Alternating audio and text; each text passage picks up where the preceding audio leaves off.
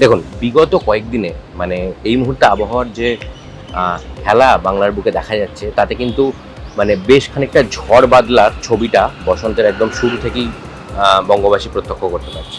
এবং এই যে ছবিটা এক্ষুনি বদলাচ্ছে না, নতুন যে আপডেট আবহাওয়া দপ্তর থেকে আসছে তাতে কিন্তু আরও বেশ খানিকটা আশঙ্কার কথাই শোনা যাচ্ছে। বিশেষত চাষিদের জন্য অবশ্যই কিছুটা নিরাশার খবর রয়েছে।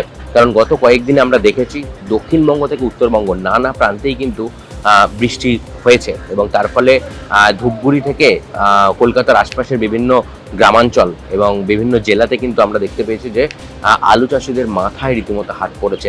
অনেক জায়গাতেই জমিতেই কিন্তু আলু কার্যত জলের তলায় চলে গিয়েছে। এবার আরও ঝড় বাদলার পূর্বাভাস দিচ্ছে আলিপুর আবহাওয়া দপ্তর। এই সপ্তাহের পরেই মানে রবিবার, মানে এদিন যেদিন আপনারা এই খবর দেখছেন, আজ তো বটেই, আগামীকালও কিন্তু বৃষ্টির পূর্বাভাস রয়েছে আবহাওয়া দপ্তরের তরফ থেকে। এবং কাল বৈশাখী ধেয়ে আসছে কাল বৈশাখী। 5 জেলায় কিন্তু ইতিমধ্যেই কমলা সতর্কতা জারি করে দিয়েছে আবহাওয়া দপ্তর। কমলা সতর্কতা হুগলি, বাঁকুড়া, 2 বর্ধমান ও বীরভূমে। এই 5 জেলায় কেন বলছিলাম আশঙ্কার কথা, এই 5 জেলায় ঘন্টায় 60 থেকে 70 কিলোমিটার প্রতি ঘন্টার গতিবেগে কিন্তু ঝোড়ো হাওয়া বইতে পারে।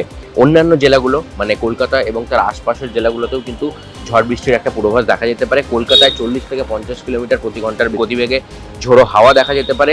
অন্যান্য যে সমস্ত জেলা রয়েছে সেখানেও কিন্তু ঝোড়ো হাওয়ার দাপট থাকতে পারে, তবে সেটা কিছুটা হলেও তার যে তীব্রতা সেটা কম হতে পারে। 30 থেকে 40 কিলোমিটার প্রতি ঘন্টার গতিবেগে ঝোড়ো হাওয়া দেখা যেতে পারে। তবে এই 5 জেলা, যে জেলাগুলোর নাম বললাম, এখানে কিন্তু কমলা সতর্কতা থাকছে। আজ এই রবিবার উত্তরবঙ্গেও কিন্তু 5 জেলায় ভারী বৃষ্টির পূর্বাভাস রয়েছে। ভারী বৃষ্টি হতে পারে দার্জিলিং, কালিম্পংয়ে। বাদ বৃষ্টির সতর্কতা থাকছে জলপাইগুড়ি, আলিপুরদুয়ার এবং কোচবিহারেও। এর ফলে কিন্তু উত্তরবঙ্গের যে সমস্ত সমতল এলাকা রয়েছে সেখানেও কিন্তু চাষিদের মাথায় রীতিমতো হাত। এবং নতুন করে যদি আবারও বৃষ্টির দাপট বেশ খানিকটা বেড়ে যায়, সেই ক্ষেত্রে কিন্তু চাষাবাদেরও একটা প্রভূত ক্ষতির সম্ভাবনা থেকেই যাচ্ছে।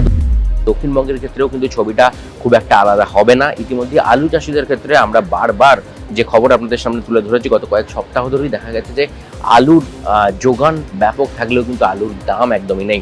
তার ফলে কিন্তু চাষিরা রীতিমতো চিন্তার মধ্যে ছিলেন। দাম না পাওয়ায় হাহাকার গোটা রাজ্য জুড়েই। ইতিমধ্যেই কিন্তু চন্দ্রকোনা থেকে গলছি একাধিক আলু চাষির মৃত্যুর খবরের সামনে এসেছে। রাজ্যে এসেছিলেন প্রধানমন্ত্রী নরেন্দ্র মোদী, তা নিয়ে তিনি কিন্তু ইতিমধ্যেই উদ্বেগ প্রকাশ করে গিয়েছেন।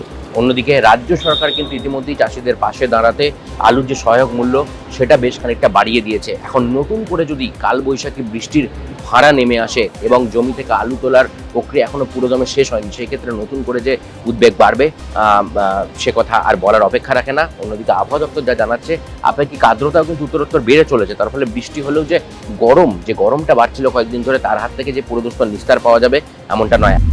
এখন দেখার এই সপ্তাহে দুর্যোগের ভাড়া তো রয়েছে, তার পরের সপ্তাহের ছবিটা কিরকম দাঁড়ায় সেদিকে অবশ্যই আমাদের নজর থাকবে। আপনাদের নজর থাকুক TV9 বাংলা ডিজিটালে।